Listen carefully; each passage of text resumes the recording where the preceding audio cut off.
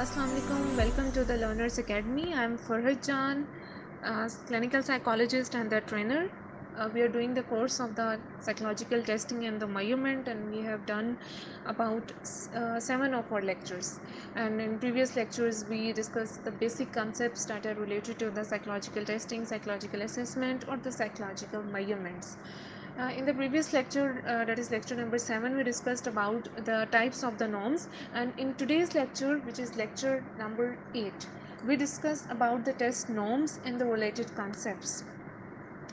हम लोगों ने नॉर्म्स के बारे में पढ़ लिया, जो नॉर्म स्टैंडर्ड्स होते हैं जो स्कोरिंग के लिए हम लोग यूज़ करते हैं. फिर हम लोगों ने टाइप्स पढ़ ली, हमारे पास डेवलपमेंटल नॉर्म्स आते हैं, ऑर्डिनल स्केल्स आते हैं, ग्रेड इक्विवेलेंस आते हैं, मेंटल एज. ठीक है, आज हम लोग डिस्कस करेंगे कि कौन से कॉन्सेप्ट्स हैं, ये कौन से जो टर्मिनोलॉजीज़ हैं जो विद रेफरेंस टू नॉर्म्स जो हैं वो यूज़ की जाती हैं. ठीक है, स्टैंडर्डाइजेशन इज़ अ टर्मिनोलॉजी जो शायद जब से हम लोगों ने नॉर्म्स का लेक्चर स्टार्ट किया हुआ है तो मैं वो टर्म यूज़ कर रही हूँ, स्टैंडर्ड्स. ठीक है, so standardization means it is something or it is a process where जो भी आपका जो चीज़ है, ठीक है, जो आप स्टडी कर रहे हैं, दैट इज़ एप्लीकेबल और administered to the representative sample of the population. ठीक है, आपने एक रिप्रेजेंटेटिव सैम्पल पे उसको एडमिनिस्टर किया है, and then later on that score or that result is used to generalize for whole population. तो वो आपका स्टैंडर्ड बन गया है. ठीक है, और आप उस स्टैंडर्ड की बेस पे फिर आप बाकी जो इंटरप्रिटेशंस आप वो करते हैं. So this is standardization. उसके बाद हम लोग बात करते हैं नॉर्मेटिव सैम्पल की. Normative sample is the one जो जिसको रिप्रेजेंटेटिव सैम्पल भी आप कह सकते हैं, जिस सैम्पल पे आपने स्पेसिफिक एक टेस्ट को एडमिनिस्टर किया है, उसके बाद आपके पास जो स्कोर्स आए हैं, उन स्कोर्स को आप कमिंग फिर लेटर ऑन जब आप अगेन टेस्ट एडमिनिस्टर करते हैं कहीं और किसी और सैम्पल पे, तो आप जो प्रीवियस आपका या जो आपका ओरिजिनल जो टेस्ट स्कोर है आप उसकी बेस पे करते हैं. So that is the normative sample. ठीक है, नॉर्मेटिव सैम्पल मीन्स जिस सैम्पल पे एडमिनिस्ट्रेशन के बाद आपने नॉर्म्स को डेवलप किया है, so that refers to the normative sample.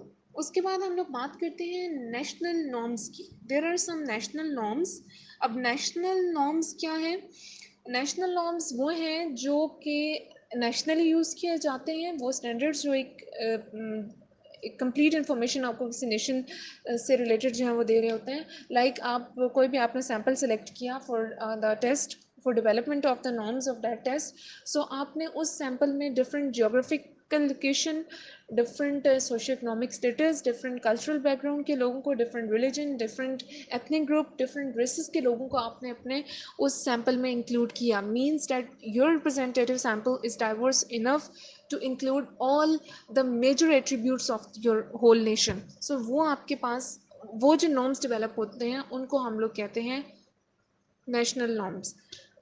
Other than national norms एक टर्म यूज़ की जाती है स्पेसिफिक नॉर्म्स की. स्पेसिफिक नॉर्म्स जो हैं वो एक पर्टिकुलर ग्रुप ऑफ इंडिविजुअल्स पे जो हमारे पास टेस्ट स्कोर्स आते हैं एक फॉर द स्पेसिफिक इंटरेस्ट. ठीक है, उनको हम लोग स्पेसिफिक नॉर्म्स कहते हैं. अदर दैन स्पेसिफिक नॉर्म्स एक और टर्मिनोलॉजी हम लोग with reference to norms test norms हम लोग यूज़ करते हैं, that is fixed reference group. ठीक है, अब फिक्स्ड रेफरेंस ग्रुप क्या होता है कि एक ग्रुप ऑफ इंडिविजुअल आपने लिया जो कि रिप्रेजेंटेटिव भी हैं. ठीक है, अब उससे जो आपके पास टेस्ट स्कोर्स आए हैं, जो स्कोर आपने उन पे टेस्ट एडमिनिस्ट्रेशन के बाद ऑब्टेन किया है, आप उन्हीं टेस्ट को एज अ बेस यूज़ करेंगे for the calculation of the test for the future administration. ठीक है, कि फ्यूचर में भी आप कहीं और वो टेस्ट एडमिनिस्टर कर रहे हैं. ठीक है, और आप प्रीवियस जो आपने ओरिजिनली जिन स्कोर्स को जिस ग्रुप पे यूज़ किया था, आप उसी इंफॉर्मेशन को for the further administration, for the future administration भी आप उसी को एज अ बेस कंसिडर कर रहे हैं. सो ये आपका आ जाएगा फिक्स्ड रेफरेंस ग्रुप नॉर्म्स. ठीक है, उसके बाद एक बात की जाती है item response theory. Item response theory जो है it was previously known as the latent trait model, जो कि in the beginning of the 1970s psychologist ने इसको इंट्रोड्यूस करवाया था because of their interest in the mathematics and mathematical procedures for scaling difficulties. ठीक है, उनको आइडेंटिफाई करने के लिए एक मॉडल था उसको दिया गया, लेटर ऑन उसको रिप्लेस किया गया with item response theory because that term latent trade model वो कंफ्यूजिंग था से, ठीक है, सो उसको रिप्लेस कर दिया गया आइटम रिस्पॉन्स थ्योरी से। अब आइटम रिस्पॉन्स थ्योरी क्या है?